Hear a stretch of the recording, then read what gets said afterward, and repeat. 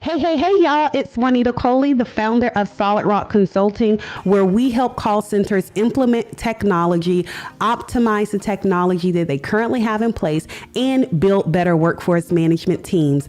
I want to welcome you to Call Center Chronicles. Call Center Chronicles is a place for CEOs, call center professionals, tech leaders, and yes, the customer, looking to have fun yet thought-provoking conversations around how we improve customer experiences and companies' bottom line. We are on a mission to normalize women in tech and workforce management leadership roles, and we believe that starts with conversation. Welcome to Call Center Chronicles.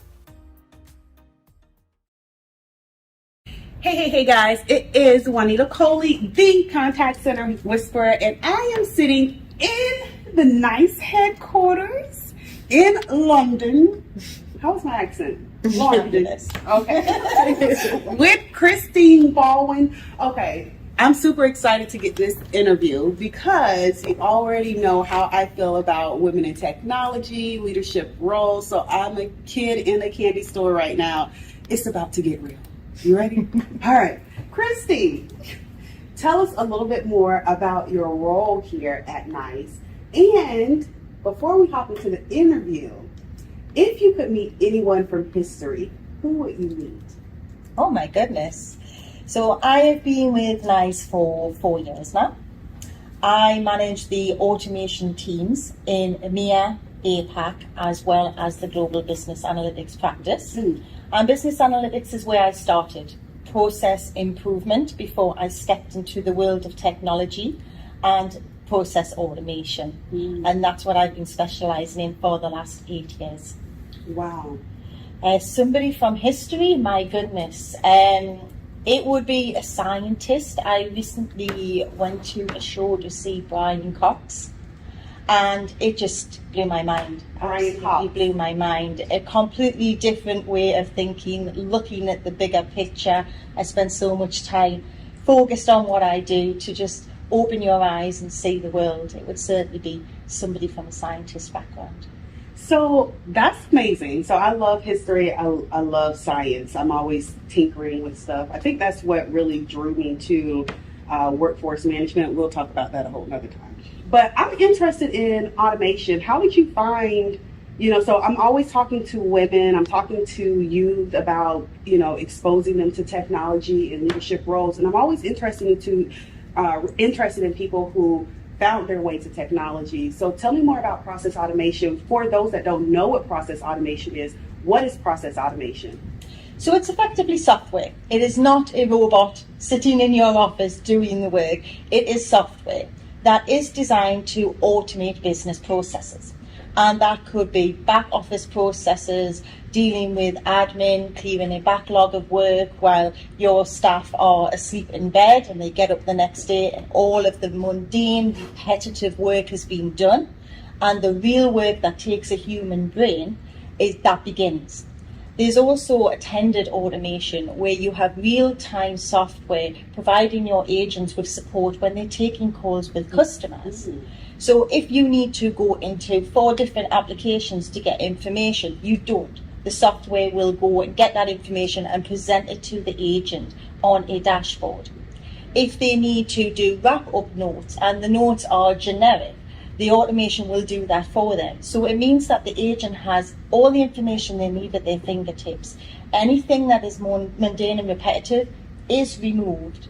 They are compliant, they are adhering to processes, and they're able to do what a human should do, that human interaction and conversation with the customer.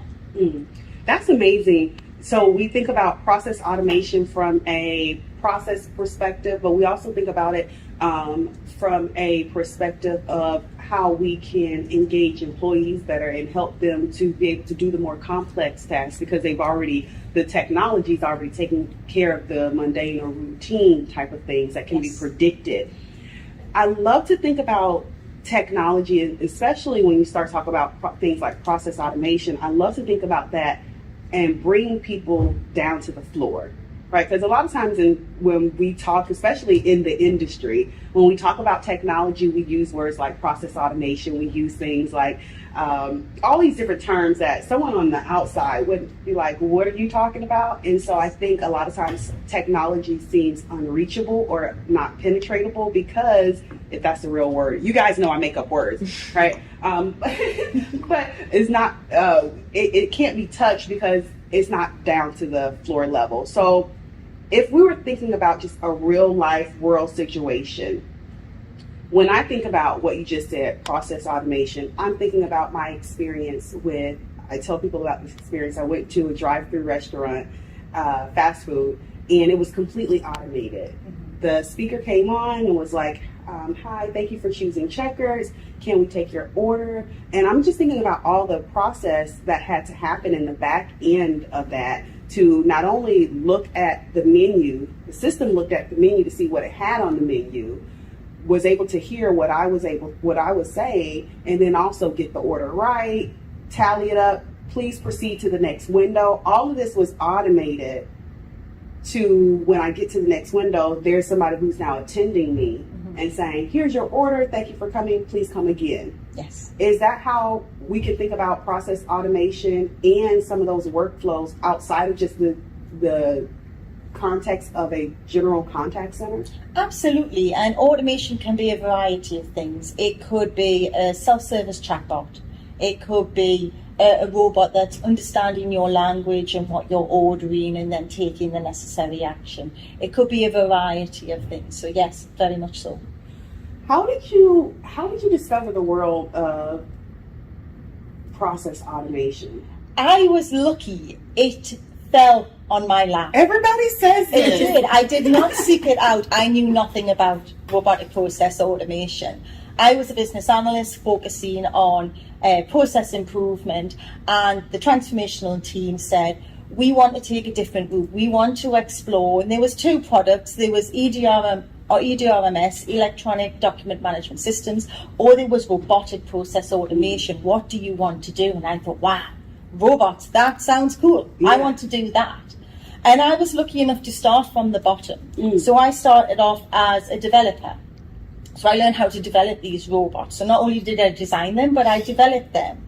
And then I worked up into managing the projects. And then I worked up into consultancy, where I would design the automation, I would develop it, I would enable customers to be able to do that as well. I would help them set up their governance. So where does robotic process automation fit within your governance model? How are you going to manage this and identify and prioritize opportunities and maintain those solutions once they're in production? So I was able to take all my business analytics, my teaching, my project management skills, and plug them into process automation, and it touches all of those skills on a daily basis. It is an amazing and fantastic industry. So, not a shameless plug, right? So in my latest book, Ground Up, Navigating a Non-Traditional Tech Career, you just talked about two things that I talk about in there, right? Staying curious, right? Because a lot of times people say, oh, it just fell in my lap, you know? And I'm like, it fell in your lap because you had eyes to see. You stayed curious. Like you said, I could have went the electronic document route. I could have went the robotic process automated route. And you chose to choose either one of them. I think, you know, I was reading a book recently, I think it was Traction by Gino Wickman, and he quotes someone in the book, but he talks about it's not so much the decision that you make, it's that you decide in the first place. Yes. Right? So many times we have a lot of decisions to make and we get overwhelmed with having to make a decision. It's not the decision, it's that you make a decision. I'm sure you would have been successful either way, whether you went this route or whether you went this route. The point is that you picked a route. Yes. And then when you pick that route, then the second thing that you did that I picked out is that you leveraged your transferable skills. Yes. Right? You already had skills that you were leveraging or that you had developed with process improvement. You just brought those skills over now to this technology side. So kudos to you on that. What do you think? So you've been here now at NICE in this RPA role, robotic process automation. Okay. So you've been in this role now as a developer, or because you started off developing, and now what's your role? So I'm a regional manager. Okay. So I manage the business analysts and the developers to implement for customers. And so what do you think is next in RPA and what's coming out in the product suite? If you can tell me, don't get in trouble. I'm always looking for the scoop. Okay? The people want to know. Okay? What's coming next for RPA? It's about how do you identify the opportunities. That is the thing. You think you have a good process for automation, and you may well see some benefit from it. But how do you look at the bigger picture? How do you look at the whole contact center, the whole organization, front office, back office? It's all about process mining, finding those opportunities and then using your business analytics skills to take those opportunities you've identified and look at the bigger picture. Is this something that is scalable? If we do some development for a line of business here, is that going to benefit every other line of business in the organization because they all use the same application? They all do the same thing at the end of every call, for example. So I think how you identify opportunities is going to be the next big thing for automation. And I think things such as optical character recognition, so a robot can take a handwritten document that you've scanned or you've sent to a company, and it can read it in the same way that it can recognize your voice. Say that again. What is this called? Optical character recognition. Optical character recognition. Yes. OCR. Correct. Okay. I had to think about the words.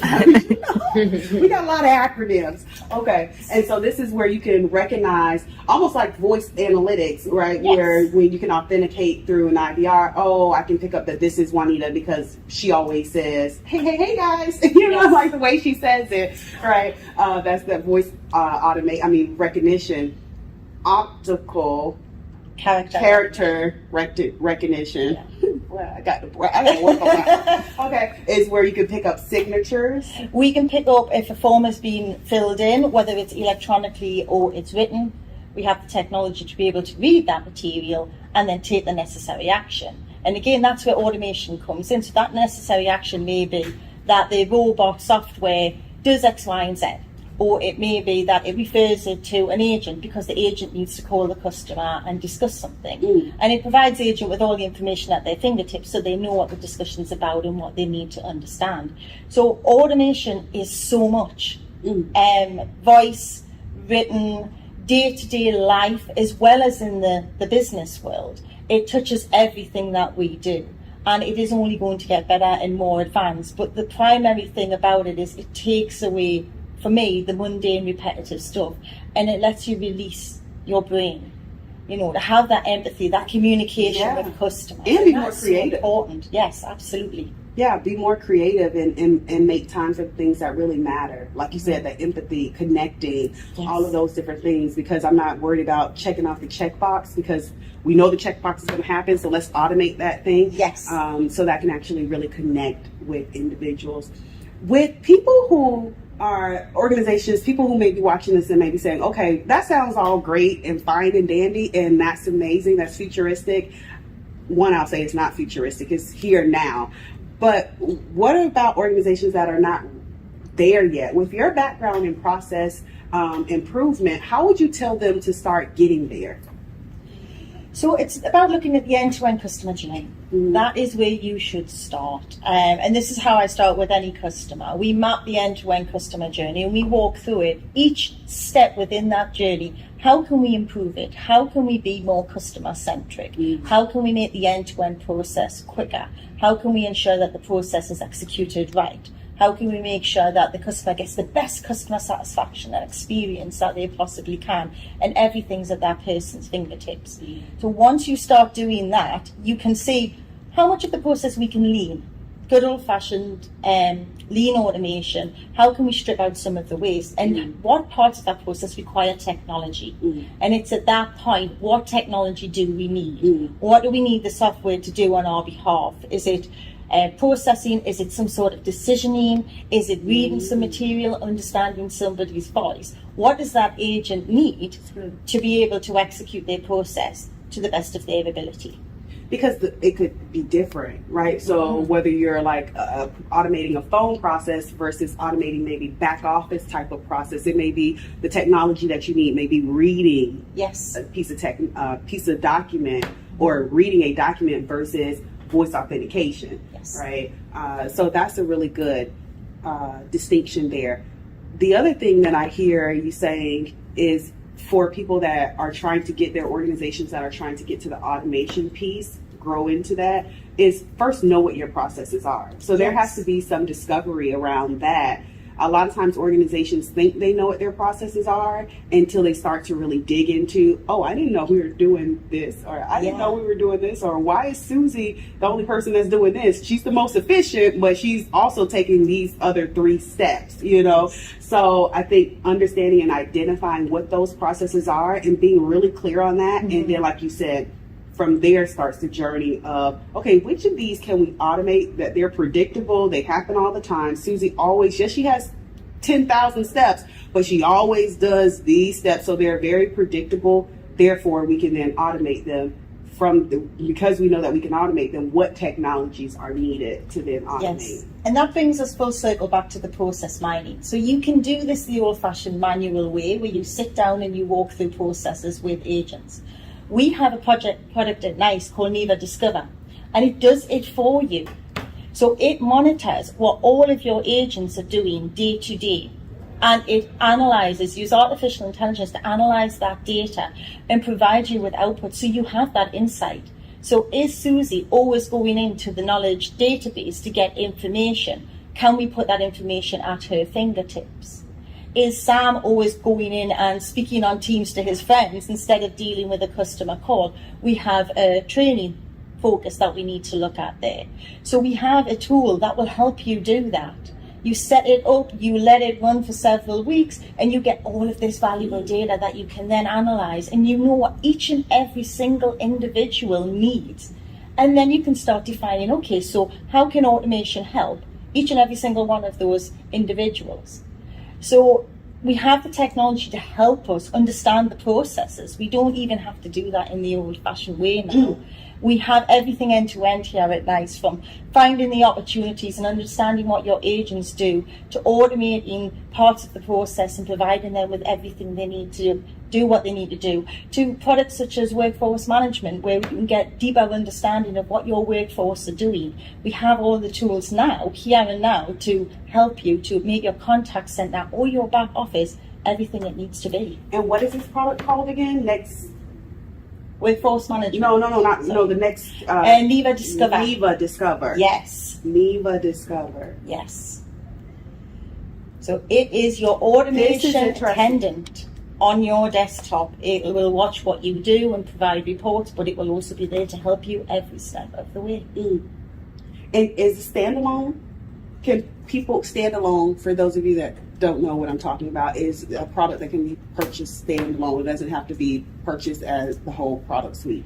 Can this be purchased? Absolutely. And a lot of our customers are asking that question you mentioned. Where do we start? Right. We think we know our processes. We think we know that we want automation and that it might help us. But where do we start? And the man hours that because data mining for this data can take an immense amount of investment. Human capital is Yes. I remember the days where you have to go and do side by sides, right? Plug Yes. up and say, oh, let me listen to this call, or do a time study and watch everything this person does, document. I know I look too, but I remember this, right? Yes. As when this type of process was happening to do process improvement.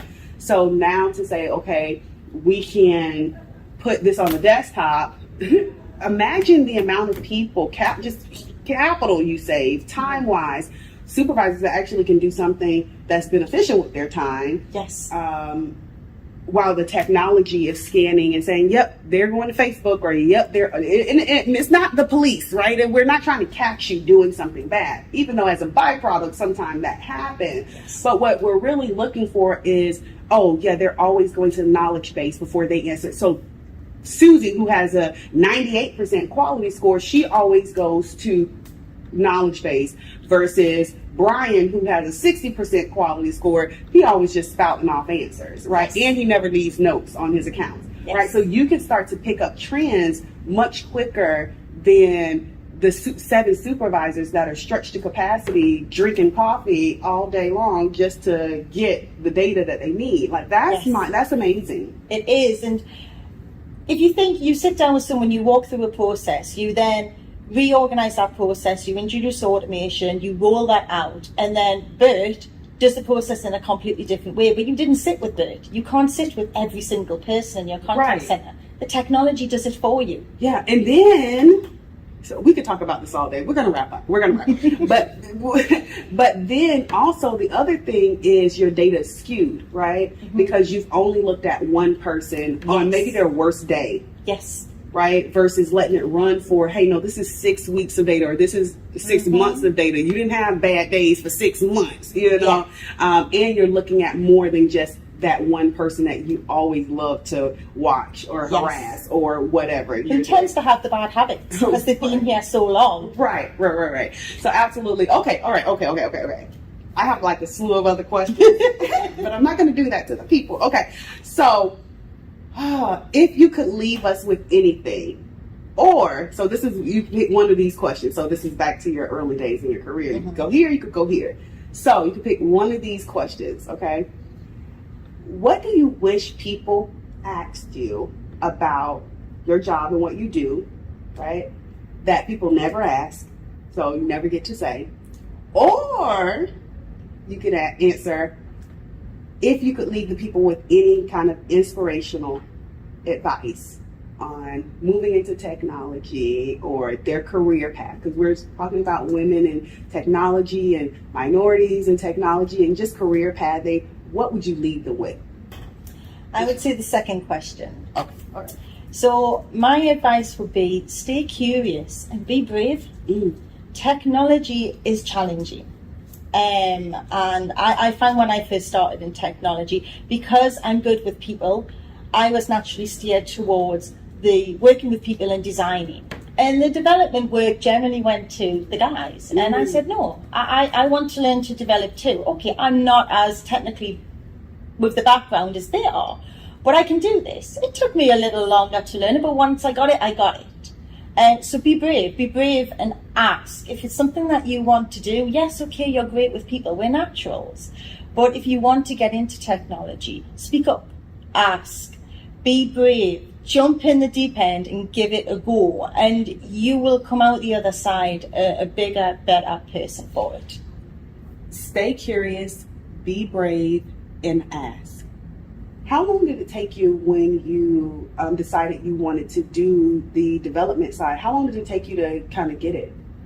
It took me about 4 months from the very first conversation I had with my manager that I wanted to do it to the point that I started the training. It took me 4 months of every one-to-one having that conversation, sitting with the developers and watching what they're doing and thinking, convincing myself, I'm going to ask for this, I can't do this. And there was fear, there was the unknown. I've never developed, I don't have a programming background, but I thought, you know what, I'm going to do this, I want to do this, this is exciting, this is the future, this is my chance. And I went for it. This is my chance.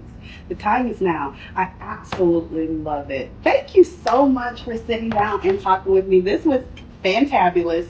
Again, make up words, so I'm not sure if that is a real word or not. But thank you so much, seriously, for sitting down with me and talking about how you got into technology, your path, what's happening now with process in robotic process animation, Oculus, character recognition. Did I get it right? You close. What was it? Robotic process automation and optical character recognition. All right. I'm going to get it. I'm a workforce management girl, okay? Contact center whisperer, okay? So thank you so much for sitting down with me. It has been amazing. I appreciate it. Thank you, Juanita. Absolutely. All right, guys. Until next time. See you guys soon. Bye.